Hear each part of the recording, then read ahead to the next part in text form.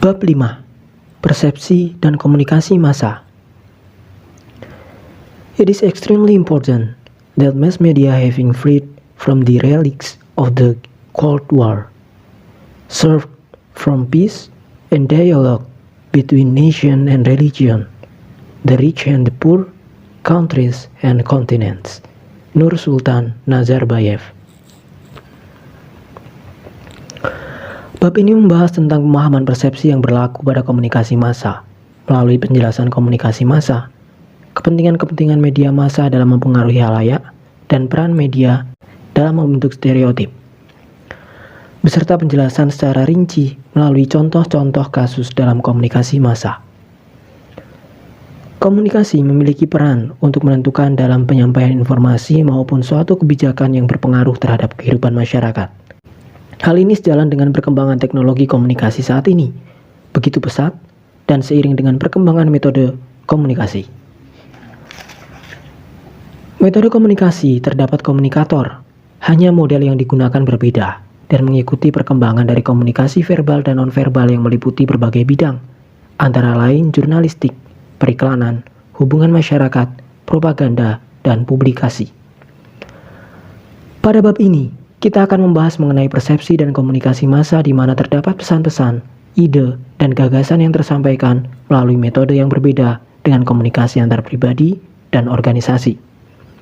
Pesan-pesan, ide, dan gagasan erat kaitannya dengan media massa yang mana memiliki peran sebagai komunikator.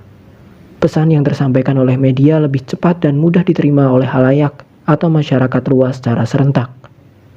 Media memiliki peran dalam memberikan informasi sekaligus memengaruhi halayak, mempropaganda, dan membentuk stereotip yang pada akhirnya menjadi sebuah gambaran bagi masyarakat luas mengenai bagaimana dunia ini bekerja. Bagaimana memahami dan menilai orang lain melalui apa yang direpresentasikan oleh media massa.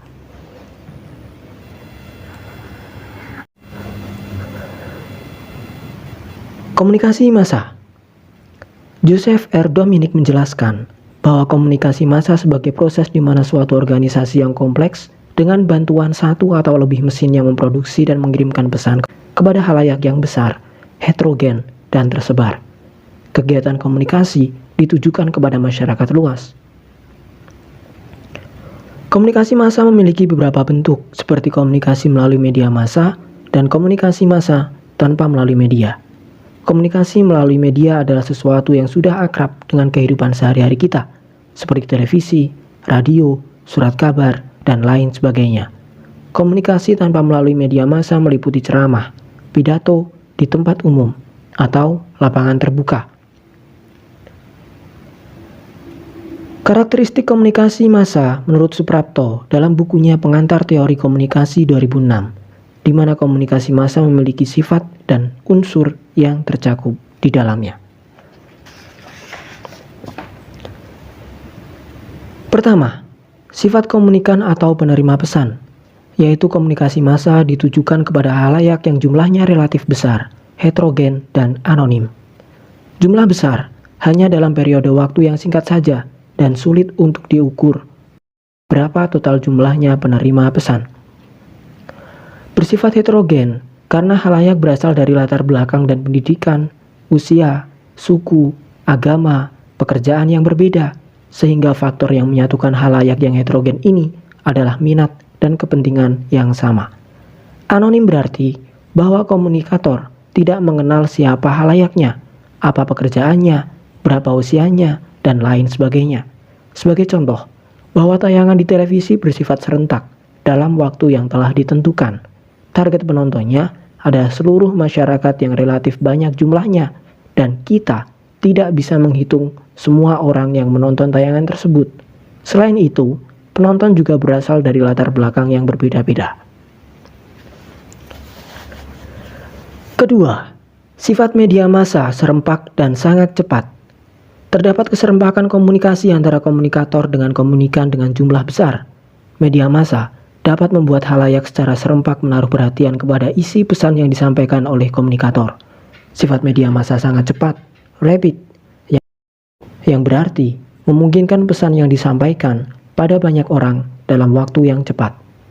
Ketika kita sedang menunggu jadwal debat calon gubernur DKI Jakarta di televisi, kita sudah mengetahui jadwal diadakannya debat.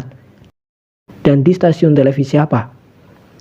Tayangan yang sedang berlangsung merupakan suatu hal yang menjadi pusat perhatian masyarakat seluruh Jakarta, bahkan seluruh Indonesia yang menyaksikan untuk menerima pesan-pesan komunikasi yang cepat dan secara serempak.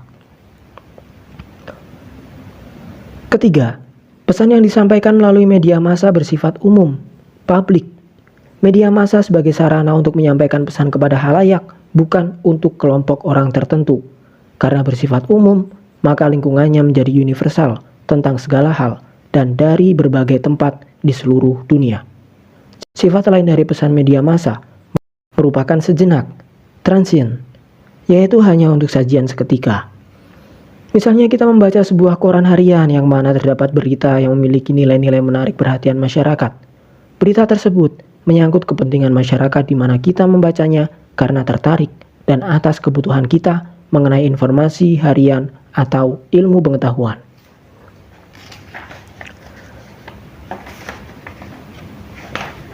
Keempat, sifat komunikator dalam media massa yang terorganisir, maka wartawan, sutradara, penyiar, pembawa acara merupakan komunikator yang terlembagakan. Media massa sebagai organisasi yang rumit, pesan-pesan yang disampaikan kepada halayak adalah hasil kerja kolektif. Oleh karena itu, berhasil tidaknya komunikasi massa ditentukan oleh berbagai faktor yang terdapat dalam organisasi massa. Saya sedang mendengarkan radio di mobil secara acak. Program acara pada saat itu adalah berita pagi. Saya mendengarkan setiap isi pesan dari seorang news anchor dengan penjelasan panjang lebar. Tetapi, ada kejanggalan terjadi, di mana penjelasan tersebut belum selesai, namun kemudian program acara berpindah menjadi musik keroncong. Dan musik keroncong belum selesai, berganti menjadi musik pop. Saya tidak memahami apa yang sedang terjadi di stasiun radio tersebut. Hanya komunikasi yang sedang berlangsung tidak tersampaikan dengan baik dan jelas karena kinerja dari organisasi media atau suatu gangguan teknis. Fungsi komunikasi massa. Komunikasi massa sebagai informasi dengan mengumpulkan, menyimpan data, pesan, fakta sehingga halayak mengetahui keadaan. Selain itu, media menyediakan dan mengajarkan ilmu pengetahuan bagaimana individu bersikap berdasarkan nilai-nilai yang berlaku, serta tindakan masyarakat secara efektif. Komunikasi massa sebagai fungsi memotivasi individu untuk berorientasi pada kemajuan melalui apa yang dibaca, dilihat, didengar lewat media massa atau melalui komunikasi massa tanpa media. Kita umumnya berdiskusi dengan orang lain berdasarkan informasi yang kita peroleh melalui televisi, radio, koran, atau pidato publik, ceramah keagamaan, dan lainnya. Kita berdiskusi mengenai hal-hal yang menyangkut orang banyak, topik yang menarik untuk dibahas, bahkan berita terkini terkait seorang public figure yang menjadi perhatian publik. Komunikasi massa sebagai tempat untuk menginformasikan kepada publik melalui program acara pemberitaan atau informasi apapun yang mengandung nilai edukatif, sehingga memberikan kesempatan untuk memperoleh pendidikan formal. Komunikasi massa berfungsi untuk memajukan kebudayaan dengan menyebarluaskan nilai-nilai kebudayaan melalui radio, televisi, koran, dan lainnya, di mana dapat meningkatkan daya kreativitas untuk kemajuan kebudayaan setiap negara di seluruh dunia dan memperkuat kerjasama masing-masing negara. Komunikasi massa sebagai sarana hiburan bagi masyarakat, sifat estetikanya ditujukan dalam bentuk musik, gambar, bahasa yang menghibur kita. Media massa sering digunakan sebagai pusat hiburan ketika kita sedang menjalani aktivitas yang melelahkan dan bahkan menguras pikiran. Dengan media, kita bisa terintegrasi dengan dunia luar, melihat dunia lebih dekat, memahami kebudayaan, dan memahami perbedaan etnis, agama, dan ras, di mana tujuannya untuk memperkokoh persatuan dan kesatuan umat manusia. Kepentingan media massa. Pada halaman sebelumnya, kita telah membahas mengenai komunikasi massa secara umum. Kita akan membahas kepentingan-kepentingan yang dimiliki oleh media massa, sebagaimana media massa memiliki peran penting dalam memengaruhi cara berpikir suatu kelompok atau masyarakat untuk mengikuti apa yang terjadi, apa yang menjadi asing atau baru bagi mereka. Media memiliki peran positif dan negatif. Peran positif, seperti yang telah kita bahas pada halaman sebelumnya, mengenai fungsi-fungsi media, sedangkan peran negatif adalah hal yang kompleks dan sangat rumit jika kita telusuri bagaimana media bekerja. Siapakah orang-orang yang berada di balik layar? Dan atas dasar apa orang-orang tersebut menggunakan media untuk membangun persepsi publik atau opini publik dan membentuk stereotip?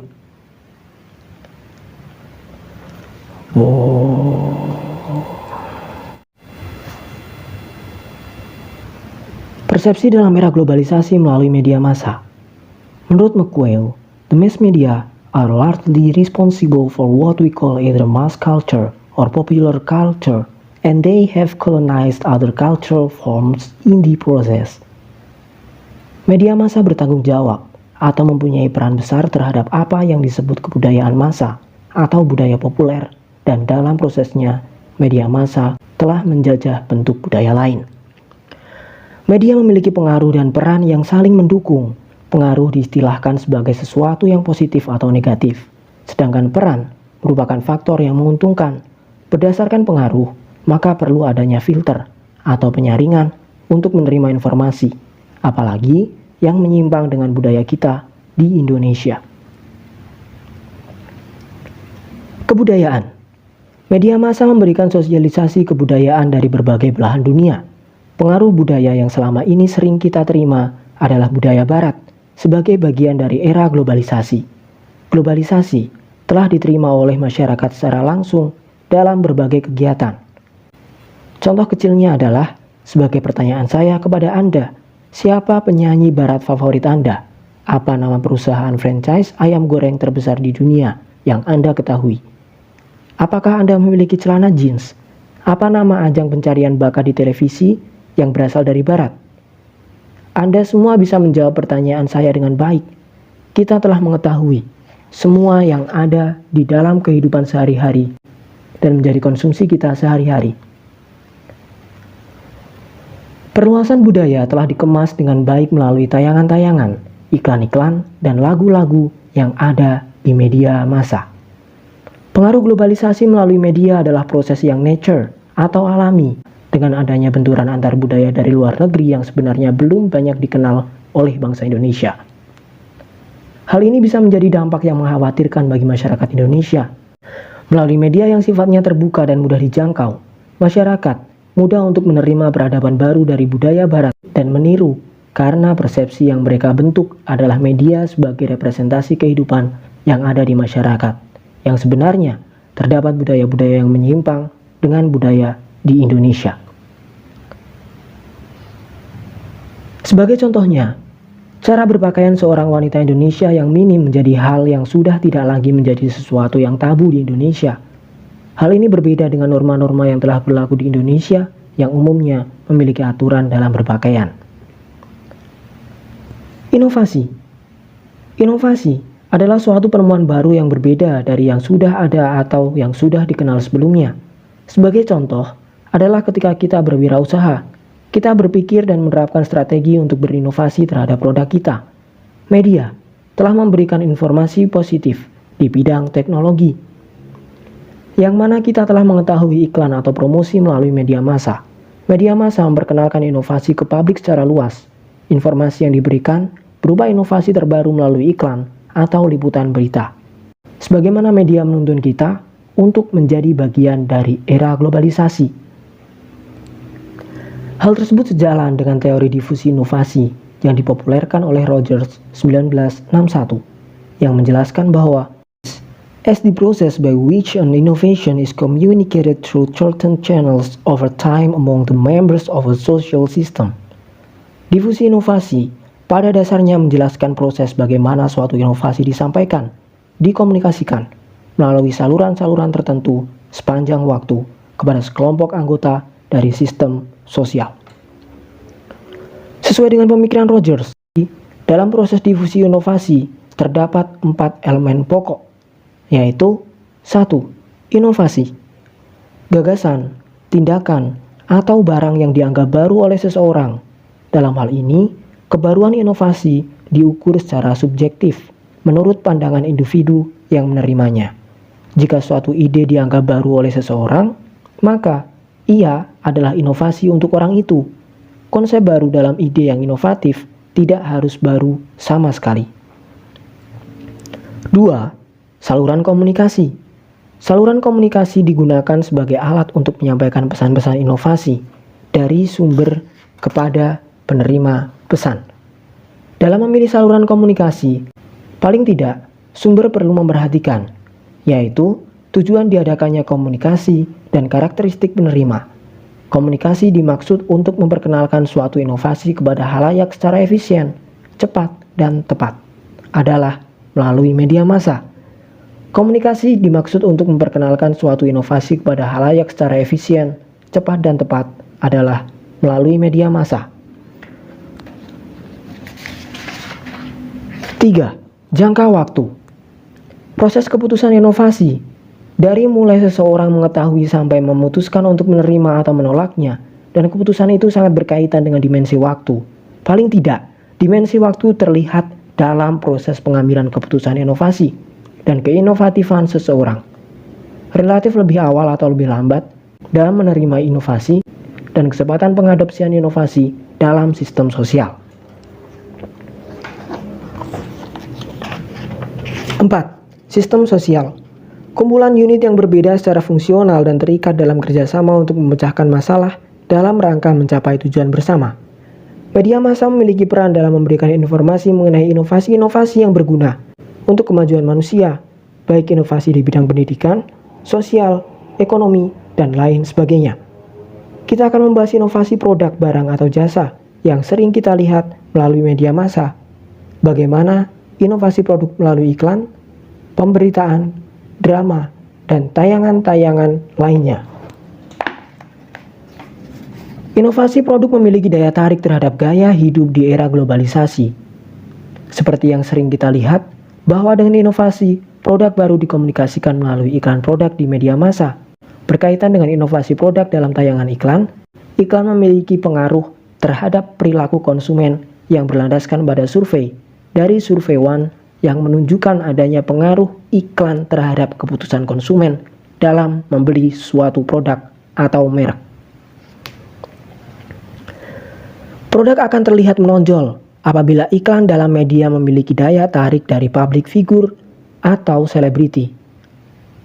Dalam usaha untuk memengaruhi benak khalayak tentang gambaran suatu produk, strategi iklan digunakan sehingga dapat membuat masyarakat terpengaruh atau tertarik pada suatu produk. Dalam iklan produk, terkadang mengandung unsur stereotip yang akan kita bahas pada subbab selanjutnya. Bahwa pria keren dan tampan direpresentasikan seperti iklan parfum impor yang dibintangi oleh seorang selebriti dengan postur tubuh tinggi dan six-pack, menggunakan jas, mobil, dan didekati oleh para wanita idaman. Iklan tersebut secara tidak langsung bertujuan untuk membentuk persepsi di halayak bahwa dengan menggunakan parfum tersebut akan terlihat tampan. Selain pada iklan produk, inovasi produk juga dapat dikomunikasikan melalui pemberitaan di media massa. Dalam strategi public relation, terdapat istilah public relations campaign yang mana bertujuan meningkatkan kesadaran dan pengetahuan halayak sasaran, target audience, untuk merebut perhatian serta membangun persepsi atau opini yang positif terhadap suatu kegiatan dari suatu organisasi. Kampanye public relations bisa melalui kekuatan hubungan baik dengan media massa yang bertujuan meningkatkan penjualan produk atau membangun kepercayaan dan citra yang baik dari masyarakat melalui penyiapan pesan secara intensif melalui komunikasi efektif. Apakah Anda tahu produk iPhone 7? Inovasi produk telepon pintar atau smartphone yang dirancang dan dipasarkan oleh Apple Inc., perusahaan Apple yang didirikan oleh Steve Jobs dan selalu berinovasi pada setiap teknologi telepon pintar dan personal komputer. Berdasarkan hasil survei dari Interbrand.com bahwa Apple Inc. menduduki peringkat pertama Best Global Brands 2016 Rankings, yang kini telah dikenal seluruh dunia bahwa brand awareness Apple berada pada level top of mind awareness, yaitu kemampuan pembeli potensial untuk mengenali atau mengingat suatu merek. Dan level top of mind adalah level tertinggi berdasarkan merek yang pertama kali muncul pada benak halayak.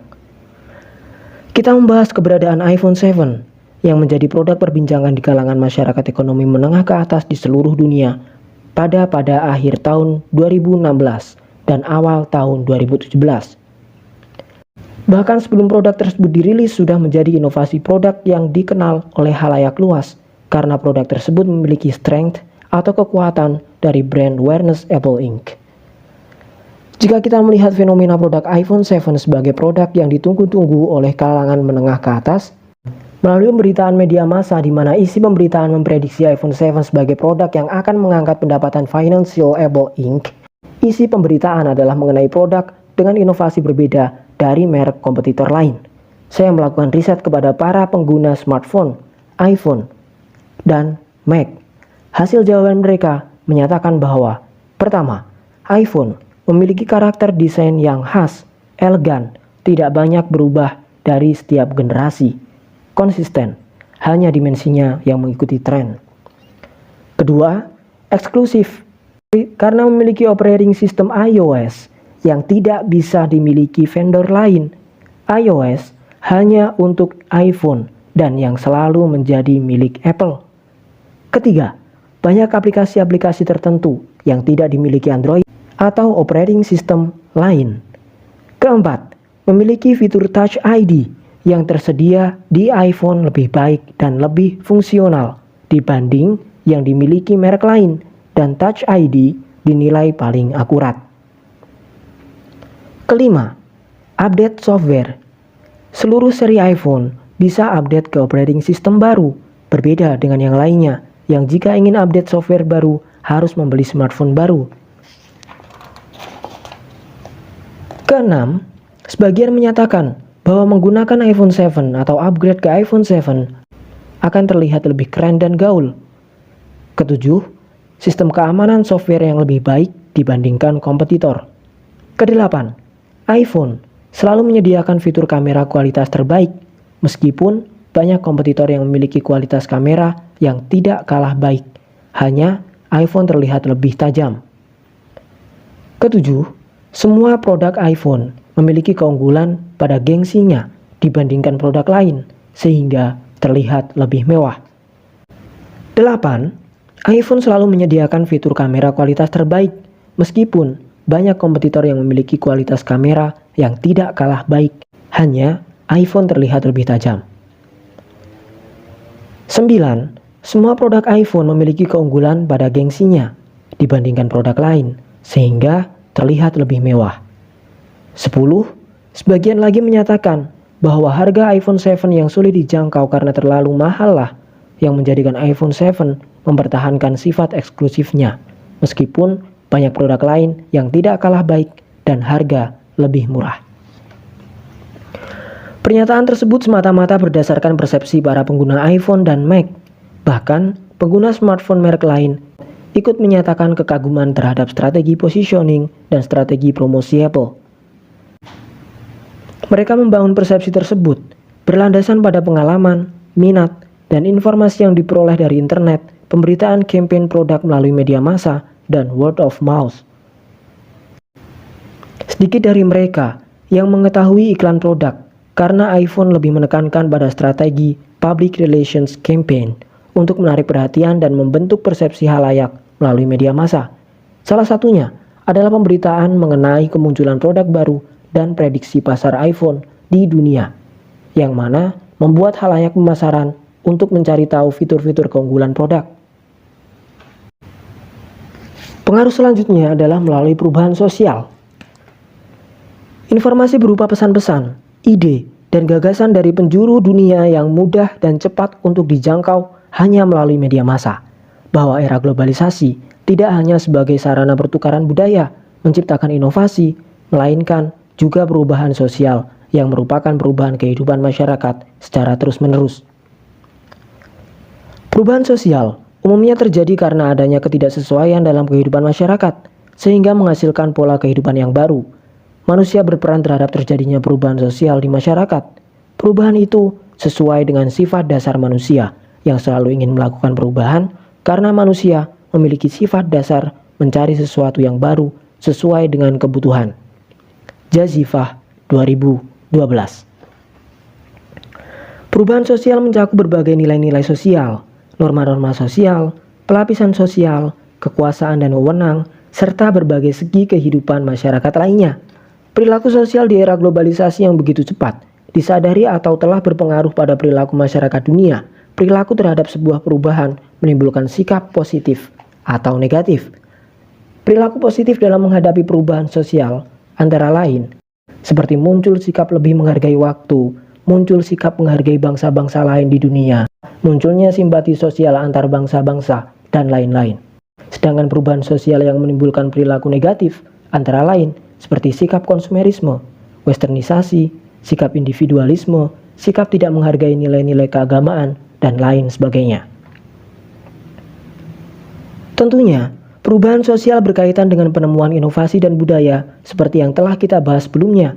Tapi kita akan spesifik membahas mengenai nilai-nilai sosial di era globalisasi, yang mana nilai-nilai tersebut disampaikan melalui media massa yang berfungsi untuk mengarahkan masyarakat dalam berpikir dan berperilaku, sebagai solidaritas di kalangan anggota masyarakat dan alat pengawas perilaku masyarakat. Bagaimana media berperan dalam menyampaikan nilai-nilai sosial kepada halayak? Jika kita berkaca pada konflik antara Israel dan Palestina yang menjadi sorotan dunia karena media menampilkan kekejaman Israel yang sepanjang waktu menyerang kawasan Palestina, pemboman di kawasan pemukiman penduduk yang menimbulkan banyaknya korban jiwa dari warga Palestina, terutama anak-anak yang tidak berdosa dan tidak mengetahui apa yang sebenarnya terjadi antara Israel dan Palestina. Agresi militer Israel, khususnya ke jalur Gaza, menarik perhatian berbagai pihak, tidak hanya kalangan masyarakat Muslim, tapi masyarakat dunia. Keprihatinan masyarakat dunia terhadap kondisi Palestina diungkapkan dalam berbagai solidaritas, mulai dari aksi kutukan hingga penolakan terhadap masyarakat Israel. Konflik Israel dan Palestina berhasil membangun simpati di dunia. Pandangan ini dibangun berdasarkan persepsi bahwa Palestina sebagai bangsa yang terjajah dan tidak memiliki kekuatan untuk berperang melawan Israel yang notabene-nya sekutu Amerika Serikat. Israel sebagai bangsa yang memberikan serangan sadis kepada Palestina tanpa ampun, kekuatan tidak berimbang untuk perang dengan Palestina. Serangan Israel mendapat kecaman dunia internasional. Aksi protes dan demonstrasi pecah di berbagai kota di dunia, termasuk di Indonesia. Protes Israel juga di segala penjuru, hingga pemboikotan produk-produk Israel di Palestina dan Eropa. Aksi boikot tersebut menjadi pemberitaan hangat di media internasional dan lokal yang sempat merugikan perusahaan-perusahaan asal Israel karena menjadi dampak atas serangan militer Israel terhadap Palestina. Aksi ini bertujuan untuk mengaruhi Israel untuk menghentikan konflik yang berkepanjangan dengan Palestina. Salah satu pemberitaan dari media-media Indonesia yaitu pemboikotan 4 produk impor dari Israel yang telah beredar di pasar Indonesia. Aksi boikot ini berlandaskan pada konferensi tingkat tinggi negara-negara tergabung dalam Organisasi Kerjasama Islam (OKI) di Jakarta pada Maret 2016. Adapun 4 produk yang diboikot antara lain produk buah kurma, jeruk santang, produk mainan, produk logam, dan bahan kimia. Kebijakan pemboikotan ini bertujuan untuk memperjuangkan kebebasan Palestina dari Israel dan sebuah ajakan kepada seluruh negara yang tergabung dalam OKI untuk memboikot produk-produk milik Israel. Dukungan terhadap Palestina juga muncul dari mega bintang sepak bola Cristiano Ronaldo. Ia memiliki cara tersendiri untuk menunjukkan simpati terhadap situasi yang mengerikan di Palestina. Ronaldo menunjukkan aksi solidaritas dengan tidak menerima tawaran untuk menjadi bintang iklan Pepsi karena menurutnya bahwa Pepsi merupakan salah satu produk yang menyumbangkan sebagian keuntungannya untuk tentara Israel. Selain itu, Ronaldo menolak untuk bertukar jersey atau kostum dengan pemain tim nasional Israel pada saat pertandingan kualifikasi Piala Dunia 2014. Ia mengatakan, "Saya tidak akan menukar baju saya dengan pembunuh." Aksi simpati Ronaldo juga ditunjukkan melalui penjualan sepatu emas miliknya seharga 1,5 juta euro atau sekitar 22 miliar rupiah. Sepatu emas tersebut diperoleh atas prestasinya menjadi pencetak gol terbanyak di Eropa. Belum lama ini, Terdapat pemberitaan di media televisi mengenai pesawat Perdana Menteri Israel yang tidak bisa melewati wilayah Indonesia untuk menuju ke Australia pada hari Rabu 22 Februari 2017. Penerbangan memutar dari Singapura ke Australia dengan tidak melewati wilayah udara Indonesia dan membutuhkan waktu 2 jam 30 menit lebih lama. Kabag Humas Ditjen Penghubungan Udara Kemenhub Agus Subagio menjelaskan, Jakarta Air Traffic Service Center (GATSC) di bawah Airnav Indonesia menerima flight plan pesawat Perdana Menteri Israel tersebut. Namun, GMGATSC berkoordinasi lebih dulu dengan Ditjen Penghubungan Udara Kemenhub karena pesawat Perdana Menteri Israel belum dilengkapi izin yang dibutuhkan. Agus menjelaskan, personel Ditjen Udara kemudian berkoordinasi dengan pihak-pihak terkait dan mendapatkan info bahwa Kemlu belum memberikan diplomatic clearance serta Kemhan juga belum menerbitkan security clearance. Maka, sesuai dengan aturan, pesawat tersebut tidak diperkenankan untuk melintas wilayah udara Indonesia, tegas Agus saat dimintai konfirmasi. Akhirnya, pesawat Perdana Menteri Israel tersebut terbang dari Singapura menuju Australia, Flight Information Region, FAR, Kuala Lumpur, Kota Kinabalu, Manila, Papua Nugini. Pemberitaan tersebut dikaitkan dengan konflik Israel-Palestina yang mana Indonesia menolak untuk menjalin hubungan diplomasi dengan pemerintah Israel karena pada tahun 2016, Perdana Menteri Israel Benjamin Netanyahu telah meminta pemerintah Indonesia untuk membuka hubungan resmi dengan Israel. Presiden Joko Widodo menolak hubungan resmi dengan pemerintah Israel karena Indonesia berpegang pada prinsip kemerdekaan Palestina. Menurut Sekretaris Kabinet, Pramono Anung menjelaskan, kalau kemerdekaan itu bisa dilakukan, artinya tuntutan kita dipenuhi, maka Indonesia tentunya juga dengan terbuka memikirkan untuk menjalin hubungan resmi dengan Israel. Konflik Israel dan Palestina memberikan gambaran kepada dunia bahwa perubahan sosial begitu cepat melalui pemberitaan media massa. Perubahan tersebut merujuk pada bentuk simpati dan solidaritas masyarakat terhadap peristiwa yang tidak sepaham dengan nilai-nilai kemanusiaan. Setiap manusia memiliki penilaian masing-masing atas informasi yang diterima. Penilaian diterima sebagai hal yang penting atau tidak penting berdasarkan dengan adanya rasa empati dan kepentingan-kepentingan tertentu. Negara-negara yang bersimpati karena peduli dan beranggapan bahwa mereka, Palestina, adalah saudara yang membutuhkan banyak pertolongan, maka yang menjadi korban adalah orang-orang yang tidak bersalah atas dasar kemanusiaan. Kelompok yang peduli dengan kondisi Palestina menunjukkan sikap dan tindakan dengan caranya masing-masing sebagai bentuk perlawanan atas kekejaman yang dilakukan oleh pemerintah Israel yang mungkin cara mereka terkadang tidak berkaitan dengan orang-orang yang secara langsung terlibat dalam konflik, tapi menjadi bagian dari kelompok tertentu. Seperti Ronaldo yang menolak bertukar jersey atau kostum dengan pemain tim sepak bola Israel. Tentu pemain sepak bola Israel tidak berkaitan dengan pengeboman atau aksi brutal Israel terhadap Palestina, tapi identitas mereka sebagai warga Israel yang dianggap sama dan menjadi satu kelompok yang tidak bisa dibedakan satu sama lain karena sikap dan tindakan kelompoknya yang sudah dikenal negatif oleh dunia, khususnya yang bersimpati terhadap Palestina.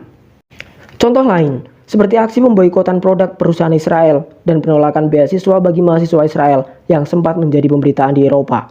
Perusahaan yang berasal dari Israel dan mahasiswa Israel mungkin tidak berkaitan langsung dengan konflik negaranya, tapi sekali lagi, mereka adalah satu identitas di mana Israel sebagai ukuran atau objek yang sulit diterima oleh masyarakat yang mendukung Palestina. Begitu dengan Indonesia yang menolak untuk menjalin hubungan resmi dengan Israel dan tidak mengizinkan pesawat Perdana Menteri Israel melintasi jalur udara Indonesia. Masih banyak lagi aksi-aksi di dunia yang menunjukkan simpati atau kepedulian mereka terhadap Palestina. Bentuk kepedulian mereka berbeda-beda dan mereka melakukan segala cara yang tujuannya jelas agar pemerintah Israel sadar dengan tindakan atau aksi kelompok pendukung Palestina yang memboikot, menolak, mengajak masyarakat untuk mendukung Palestina sebagai harapan mereka pada kebebasan dan kemerdekaan Palestina. Hal ini tentu melibatkan media massa sebagai penghubung perubahan-perubahan sosial di dunia. Pengaruh selanjutnya ialah perkembangan bisnis. Pada bagian inovasi, kita sudah membahas mengenai perkembangan produk atau inovasi produk di era globalisasi. Pada bagian ini, kita akan membahas bahwa di era globalisasi saat ini berpengaruh besar terhadap perkembangan perekonomian dunia. Untuk istilah ini, kita bisa menyebutnya globalisasi perekonomian. Globalisasi perekonomian membuka peluang pasar produksi internasional secara kompetitif. Strategi yang dilakukan perusahaan-perusahaan internasional meliputi produksi di berbagai negara yang menjadi sasarannya, agar biaya produksi terhitung lebih rendah jika tarif bea lebih murah dan upah buruh lebih rendah juga. Selain itu, perusahaan juga memanfaatkan globalisasi tenaga kerja dengan memanfaatkan tenaga kerja dari seluruh dunia sesuai kelasnya. Globalisasi jaringan informasi, perusahaan dengan mudah mendapatkan informasi melalui media massa.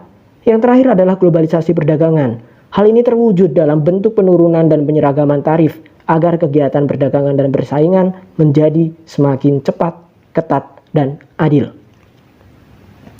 Terdapat dampak yang positif dan negatif dengan adanya globalisasi ekonomi. Dampak positifnya seperti meningkatnya kemakmuran masyarakat dalam suatu negara, dapat memperoleh modal lebih banyak dan teknologi lebih baik, serta tersedianya dana tambahan untuk pembangunan ekonomi.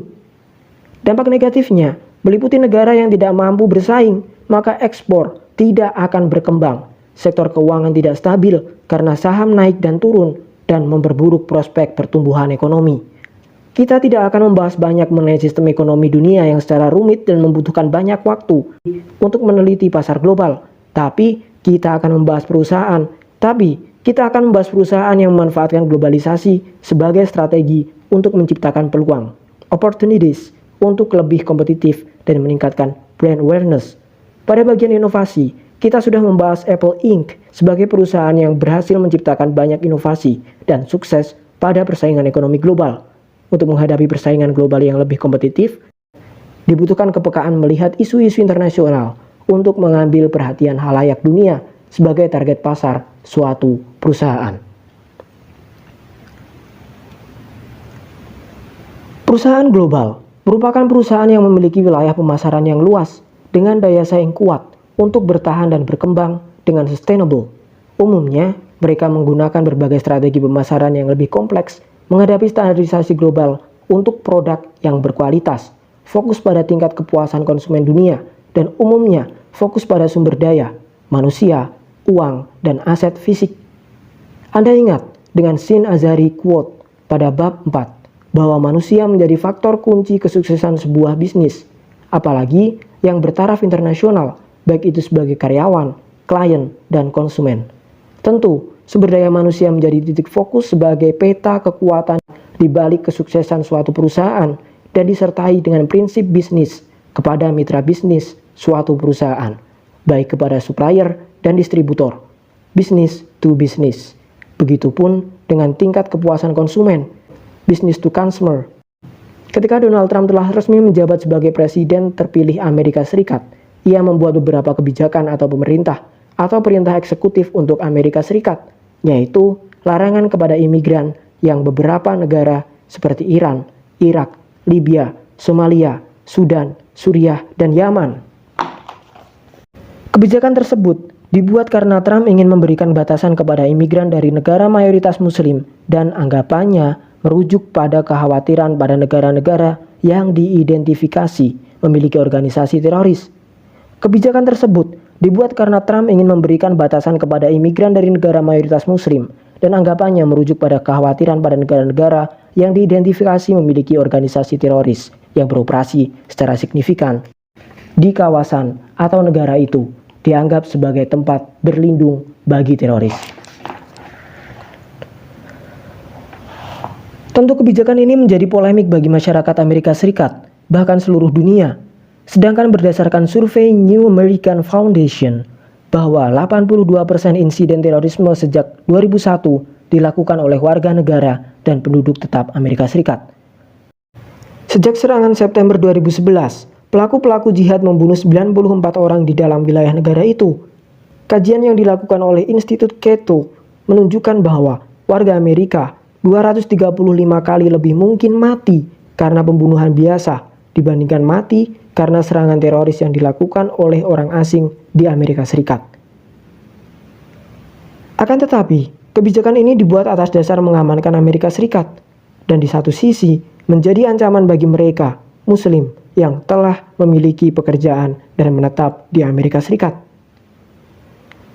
Pemberitaan di media massa menunjukkan bahwa banyak penentangan dari warga Amerika Serikat atas perintah eksekutif Presiden Trump yang ditandatangani pada Jumat 27 Januari 2017 yang menghentikan program pengungsi dan melarang masuk warga dari 7 negara berpenduduk mayoritas Islam, yaitu Iran, Irak, Libya, Somalia, Sudan, Suriah, dan Yaman.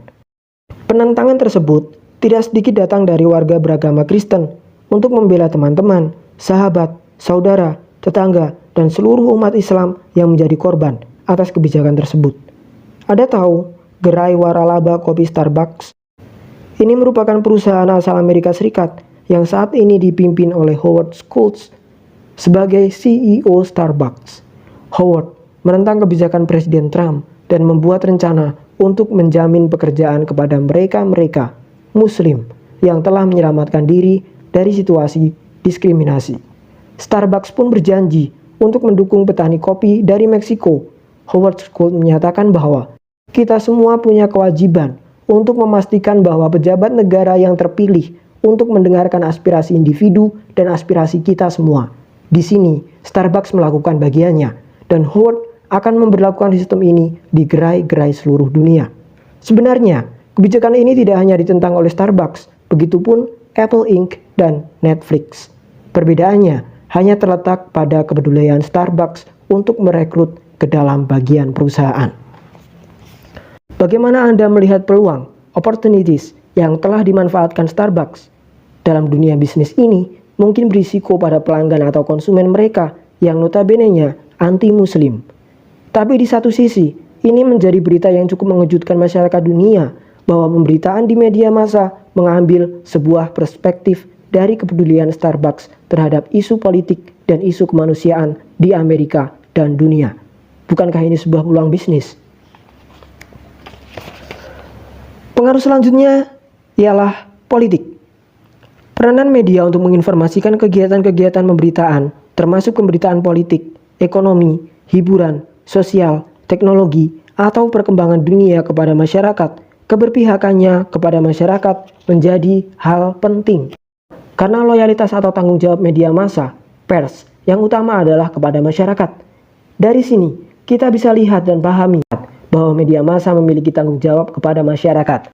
Televisi, salah satu media massa yang mudah ditangkap pesannya oleh masyarakat luas, kini menjadi alat yang efektif bagi para pemiliknya. Bagaimana kekuasaan kepemilikan dijalankan? Kepercayaan bahwa kepemilikan menjadi penentu sifat media. Hal ini berlandaskan teori Marxis dalam McQuail, Teori Komunikasi Massa 2012, yang menjelaskan bahwa konten media selalu mencerminkan kepentingan mereka yang membiayainya.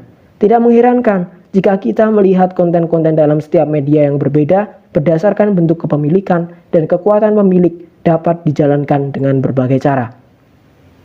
Tidak hanya faktor kepemilikan, melainkan juga siapa saja yang membayar untuk produk media. Sebagian membayar untuk kepentingan keuntungan, dan sebagian membayar untuk sebuah kepentingan pribadi. Biasanya, alur pengaruh kepemilikan sering tidak langsung dan rumit. Bentuk kepemilikan tidak dapat menghindar dari pengaruh terhadap konten. Keragaman kepemilikan dan kompetisi bebas adalah perlawanan yang tangguh dalam melawan penyalahgunaan kekuasaan kepemilikan. Ketika bicara mengenai politik, pastinya kita sering melihat iklan-iklan partai politik atau tokoh politik di televisi. Tapi bagaimana dengan iklan partai politik atau tokoh politik yang sering muncul di televisi? Jawabannya adalah tergantung kepemilikan media. Kita bisa menilai tokoh politik yang memiliki media di Indonesia. Tentu, iklan yang berkaitan dengan suatu partai atau tokoh tersebut akan sering muncul di media yang dikuasainya.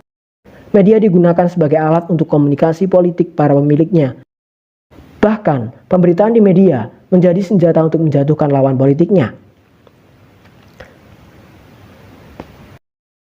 Hubungan media massa dan politik saat ini berkaitan erat dan digunakan sebagai sarana memperkenalkan visi misi partai politik atau tokoh politik.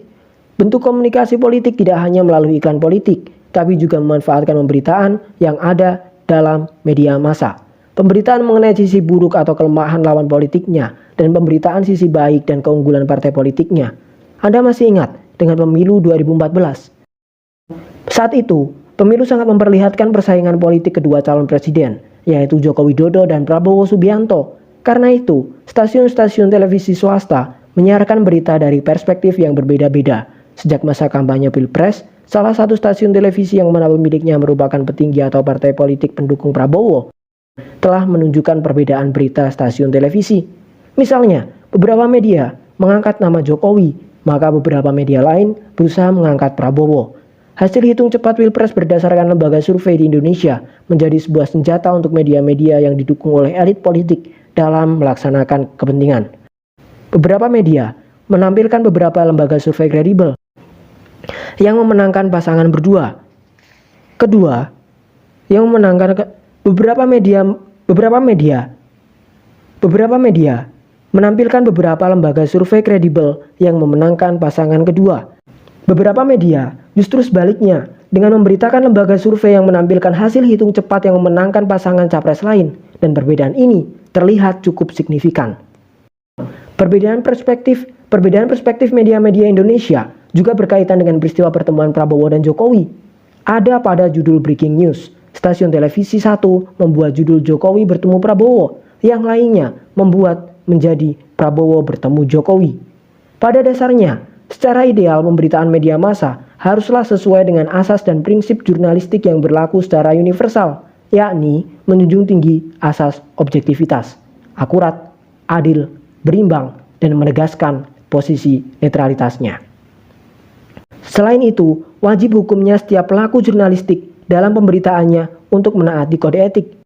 Privatisasi atau kepemilikan pribadi maupun kelompok atas perusahaan media massa sebenarnya bukanlah masalah, sepanjang pemberitaan yang disebarkan kepada masyarakat luas senantiasa tunduk pada asas serta prinsip ideal tersebut.